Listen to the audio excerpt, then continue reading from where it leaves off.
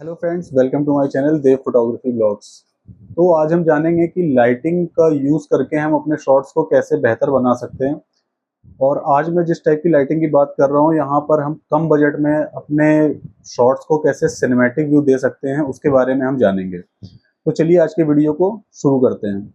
जो भी दर्शक हमारे चैनल से पहली बार ही जुड़े हैं, उनसे मैं रिक्वेस्ट करूंगा कि हमारे चैनल को सब्सक्राइब करें और आगे जिससे फोटोग्राफी और वीडियोग्राफी से रिलेटेड जानकारी आपको सबसे पहले मिल सके, उसके लिए बेल आइकन को भी प्रेस कर दें। और अगर वीडियो पसंद आया तो वीडियो को लाइक जरूर करें। चलिए वीडियो शुरू करते हैं। तो जब भी हम शूटिंग करते हैं, चाहे हम फोटोग्राफी करें या फिर वीडियोग्राफी करें, तो वहाँ पर लाइटिंग का रोल बहुत ही इंपॉर्टेंट हो जाता है। जैसा कि आप सभी को पता है कि लाइटिंग कई तरह की होती है और इसमें लाइटिंग में रेंज भी बहुत ज़्यादा आती है, बहुत महंगी लाइटिंग भी आती है। तो अभी हम बात कर रहे हैं कि हम कम बजट में कैसे अपनी लाइटिंग को बेहतर कर सकते हैं। तो सबसे पहले मैं बात करूंगा, सबसे पहला पॉइंट जो है हमारे लिए वो है नेचुरल लाइट को लेकर। तो नेचुरल लाइट का यूज़ करके हम अपने शॉट्स को कैसे बेहतर कर सकते हैं।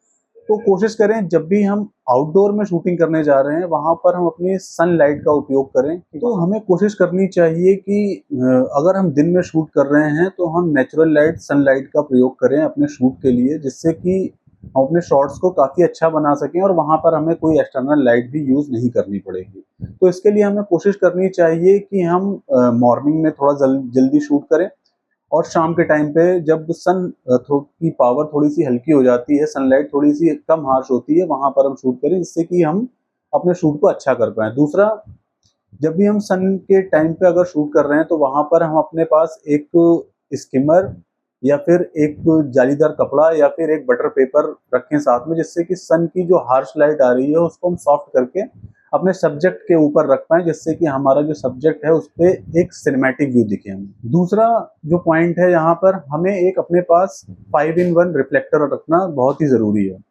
जो 5-in-1 रिफ्लेक्टर होता है, ये बहुत ही सस्ता आता है, अराउंड 700 to 800 के रेंज में आपको मिल जाएगा।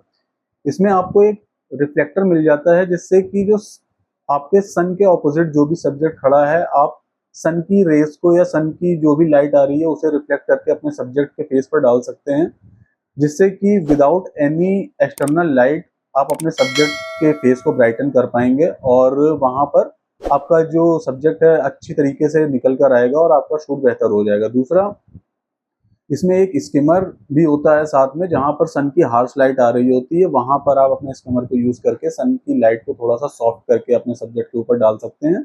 तो इससे भी आपका जो शूट है वो अच्छा हो जाएगा। अब बात करते हैं इंडोर शूट के लिए।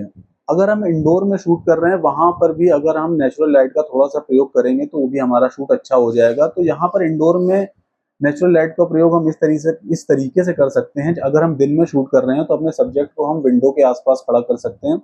कुछ ऐसा शॉट प्लान कर सकते हैं जिससे कि हम विंडो या दरवाजे के आसपास हो, जहां पर सन की लाइट हमें थोड़ी सी मिल जाए, उससे हम अपने शूट को अच्छा कर सकते हैं।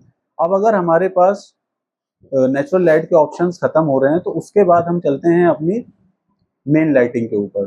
तो सबसे पहले हमें जो एक लाइट देनी होती है अपने सब्जेक्ट को, वो एक की लाइट देनी होती है।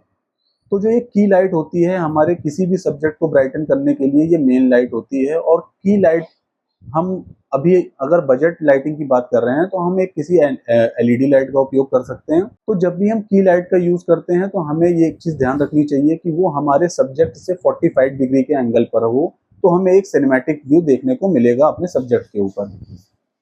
तो जैसे कि अगर यहाँ पे हमारा सब्जेक्ट है तो इससे अराउंड लगभग इस एंगल पर हमें, यहाँ पर हमें 45 डिग्री का एंगल मिलेगा, तो यहाँ से हमारी लाइट आनी चाहिए। तो हमें एक अच्छा बेहतर व्यू देखने को मिलता है। और ध्यान रखें कि जब भी हम की लाइट एक सिनेमैटिक व्यू के लिए डाल रहे हैं तो उसको थोड़ा सा सॉफ्ट करके डालें। उसके आगे जो लाइट है उसको डायरेक्ट अपने सब्जेक्ट के ऊपर ना प्लेस करें, अदरवाइज क्या होगा कि हमारे सब्जेक्ट के ऑपोजिट साइड पर हमें डार्क पैचेस या फिर डार्क शेडोज और शार्प शेडोज देखने को मिलेंगी, तो वो बड़ा खराब सा लगता है। तो हमें अपने जो की लाइट डालनी है उसको थोड़ा सा सॉफ्ट करके डालना है। फोर्थ पॉइंट क्या है कि जब भी हम की लाइट डालते हैं उसके ऑपोजिट हमें एक फिल लाइट देनी है अपने सब्जेक्ट को। फिल लाइट क्या होती है, जब भी हम सब्जेक्ट के एक तरफ अपनी की लाइट डालते हैं तो सब्जेक्ट के ऑपोजिट साइड, लगभग इस साइड पर हमें एक शार्प शेडोज देखने को मिलेंगी। तो इस शेडोज को कम करने के लिए हमें फिल लाइट देनी पड़ती है। तो फिल लाइट हम लगभग इस तरह इधर की साइड पर रखकर दे सकते हैं। तो फिल लाइट जब भी हम देते हैं तो हमें एक चीज़ का ध्यान रखना है कि जो हमारी फिल लाइट है वो की लाइट से उसकी इंटेंसिटी काफ़ी कम रहेगी।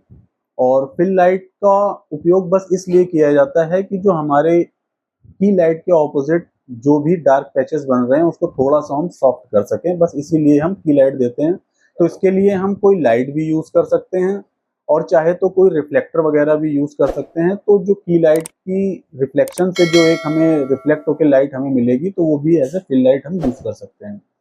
इसके बाद हम चलते हैं कि अगर हम शूट कर रहे हैं एक सिनेमैटिक, तो वहाँ पर हमारा जो बैकग्राउंड है वो पूरा एकदम ख़त्म नहीं दिखना चाहिए। मतलब कि हमारे सब्जेक्ट के पीछे क्या चीज़ है, कितनी दूरी है, और अपने सब्जेक्ट को बैकग्राउंड से अलग करने के लिए हमें बैकग्राउंड को एक लाइट देनी होती है जिसे हम बैकलाइट बोलते हैं। तो जब भी हम अपने बैकग्राउंड के ऊपर कोई भी लाइट, एक बैकलाइट डालेंगे, तो उससे क्या होगा कि हमारे बीच, हमारे सब्जेक्ट के बीच और हमारे जो बैकग्राउंड है इसके बीच में एक डिस्टेंस हमें दिखाई देगा।